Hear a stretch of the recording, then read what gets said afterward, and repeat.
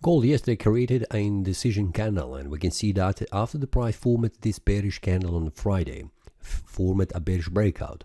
In the weekly analysis, I mentioned that there is I'm expecting that the price will try to move further down, but we are waiting for a breakout on the lower time frame, like 4-hour time frame and 1-hour time frame, but the price still did not make that a breakout.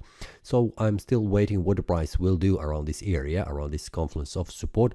But we can see also that the price is currently trying to make some kind of a bearish candle, and we'll see on the lower time frame how this looks. On the 4-hour time frame, we can see that the price formed a bearish breakout and is currently here on the trend line, which is acting as a support.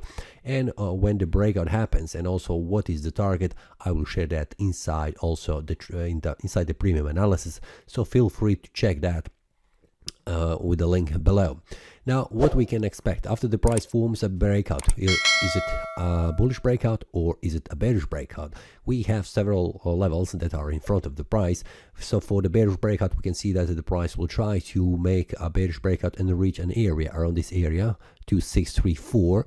And on the upper side, if the price makes a bullish breakout, first resistance level will be around this area, 2660, and the next one will be around this area here, around 2670.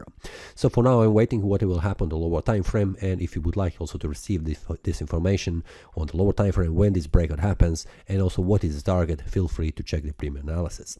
See you tomorrow, next day, and happy trading. That is all from today's analysis. I hope you enjoyed. If you have any question, feel free to leave a comment. If you like the analysis, click the like button and subscribe. See you next time and a happy trading.